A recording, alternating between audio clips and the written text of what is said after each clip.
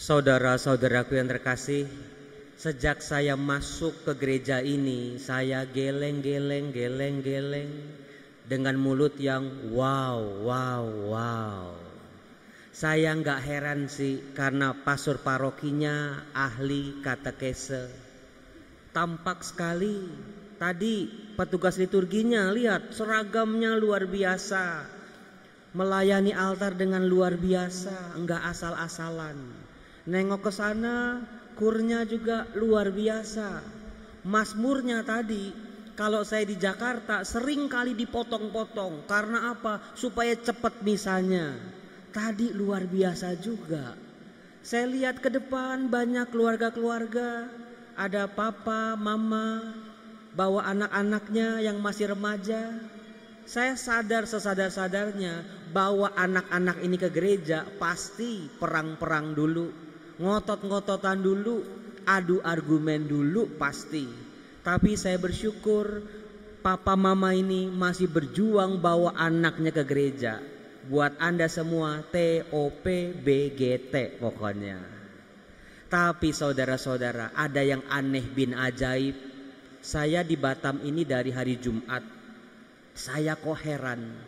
Predikat kota hujan di Indonesia itu harusnya Bogor. Jangan sampai direbut sama kota Batam.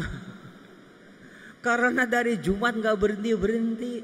Tapi itulah saudara-saudara, mudah-mudahan berkat-berkat kita di tahun 2025 seperti curahan hujan yang selalu mengairi bumi Batam ini. Amin gak? Amin Romo. Mudah-mudahan kota Batam ini kayak pesta pembaptisan Tuhan, dibersihkan dari hal-hal yang kotor. Rumah tangga, semua relasi-relasi yang busuk-busuk, yang jahat-jahat dibersihkan dengan simbol air hujan ini. Gimana gak keren tuh kota Batam dibaptis di hari pembaptisan Tuhan. Tapi mudah-mudahan juga, saya Romo Yosef pernah ke Batam tahun 2001. 2019 saya balik lagi. Tapi begitu tahun 2025 Batam udah berubah luar biasa. Cakep, keren. Kemarin tadi malam saya ke mall, gede banget mallnya. Terus juga diajak ke food court, itu makanan dari ujung sana ke ujung sana. Wih, mengerikan luar biasa. Pantesan di Batam orang susah diet. Apalagi kalau ikan asam pedesnya itu, wah itu minumnya sampai diuyup-uyup coba. Luar biasa. Saya seneng Batam berkembang dengan luar biasa. Tapi mudah-mudahan hujan 2 hari ini menyadarkan semua orang Batam.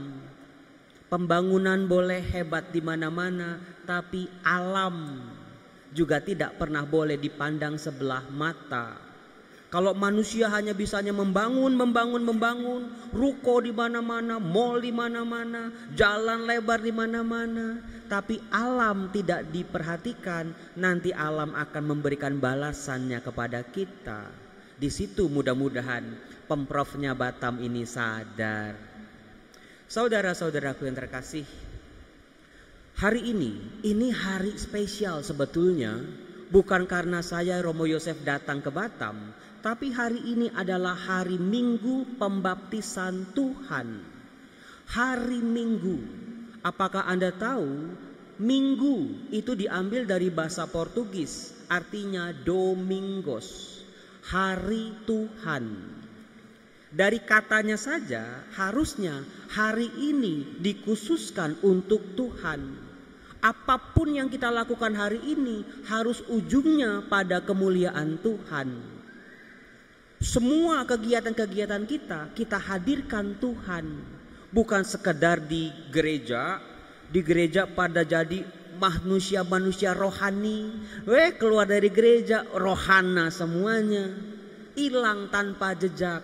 Hari Minggu kalau bisa dalam tradisi gereja, orang-orang Katolik hindari yang namanya berbuat dosa. Sekecil apapun.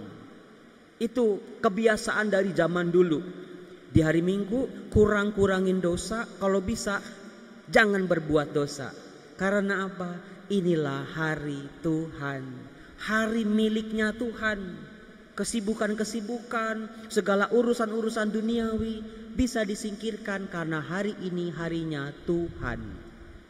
Seperti tadi saya katakan, bukan cuma sekedar harinya Tuhan, tapi hari pembaptisan Tuhan. Maka izinkan saya untuk menjelaskan tentang kenapa sih Romo Yosef, Tuhan Yesus itu dibaptis. Kan Tuhan, kan Allah Putra, Sang Firman, masa dibaptis bersama pendosa-pendosa seperti kita ini? Tuhan kan gak punya dosa, kenapa harus dibaptis? Betul? Saudara-saudara, yang namanya pembaptisan itu bukan sekedar kita pendosa lalu kita disucikan lalu selesai. Oh, kita dibaptis, kita menjadi memperoleh keselamatan. Saya yakin omongan dibaptis lalu diselamatkan udah gak laku lagi di telinga anak-anak kita. Diselamatin apa, Romo? Masih jauh itu akhir dunia. Kenapa sih Romo kalau mau pembaptisan di gereja Katolik katekumennya setahun? Kenapa sih Romo kalau pembaptisan itu ribet bener? Kenapa Romo nggak udah ambil air guyur Bapa Putra Roh Kudus amin lalu selamat? Tidak sesederhana itu. Itu yang mau saya bongkar hari ini, saudara-saudara. Apa yang Anda miliki, apa yang kita miliki setelah kita dibaptis itu sungguh luar biasa. Yang pertama, ketika kita dibaptis, kita ini menjadi anak-anak Allah. Menjadi anak Allah tidak sesederhana kedengarannya. Menjadi anak Allah berarti begini, kita punya Allah yang kita sebut dengan Bapa. Bapak ini bukan bapak yang enggak bertanggung jawab, bukan bapak yang suka KDRT, bukan bapak yang suka mabok-mabokan, bukan bapak yang malas kerja cari duit, bukan bapak yang cuek bebek sama anak-anak dan istrinya. Tapi bapak kita adalah bapak yang baik. Tadi pemazmur mengatakan, menyanyi dengan luar biasa, Dia sungguh besar.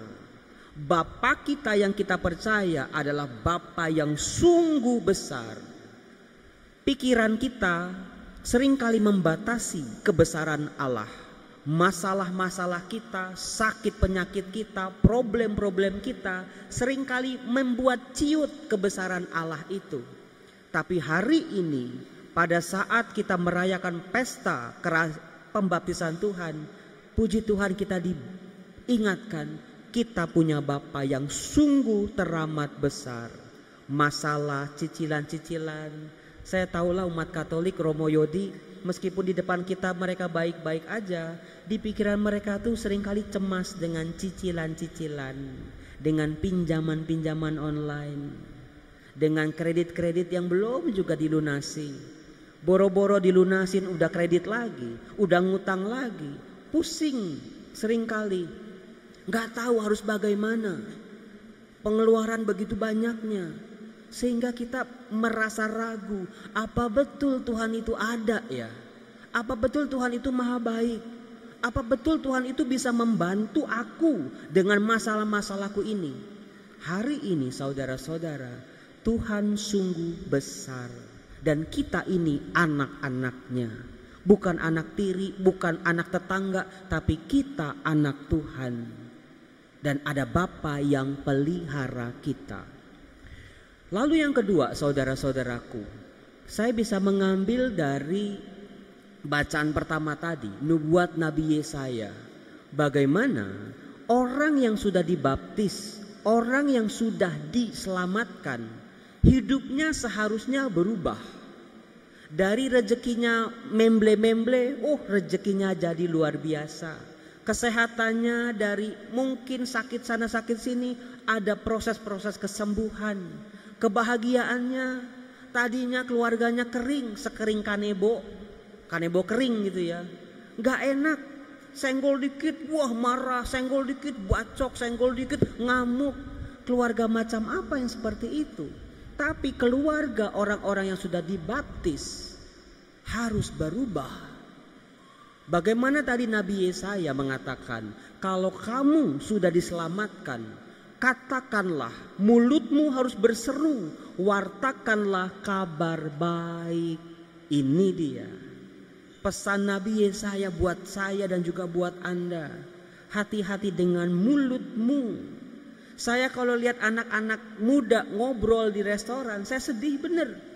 Ngobrolnya bukan pengalaman, ngobrolnya bukan sukacita, tapi ngobrolnya kayak kebun binatang.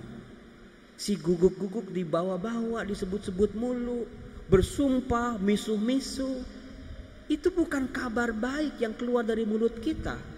Ibu-ibu juga sama aja kalau udah ngomel sama suaminya, sama anak-anaknya, sama orang tuanya juga sering kali. Semua yang jahat-jahat, kutuk-kutuk, kesombongan, gosip, semuanya keluar. Padahal kalau mau ada keselamatan, kalau mau hidup kita berubah di dalam Tuhan, katakanlah kabar baik.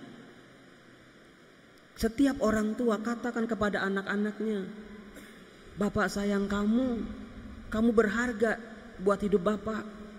Setiap suami, setiap istri katakanlah, kamu berharga buat aku.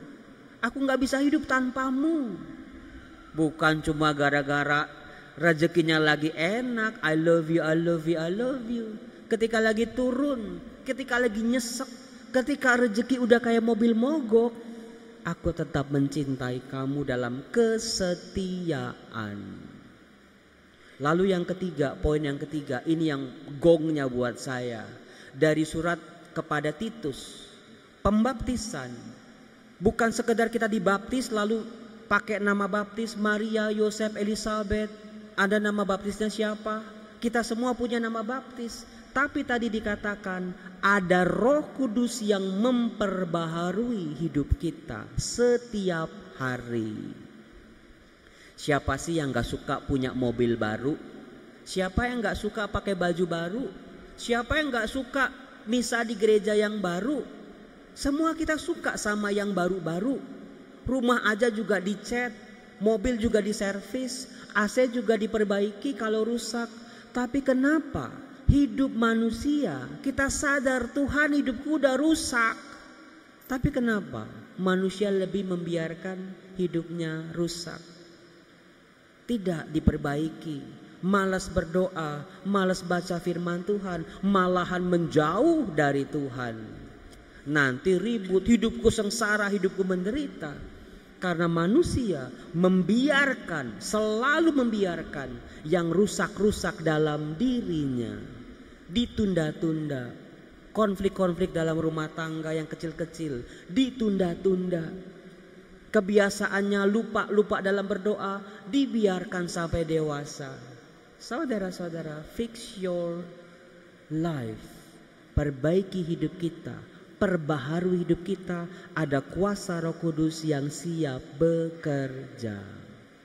Mari nanti entah komuni, entah doa Bapa kami, suami-suami, istri-istri, udah lama itu istrinya gak digandeng.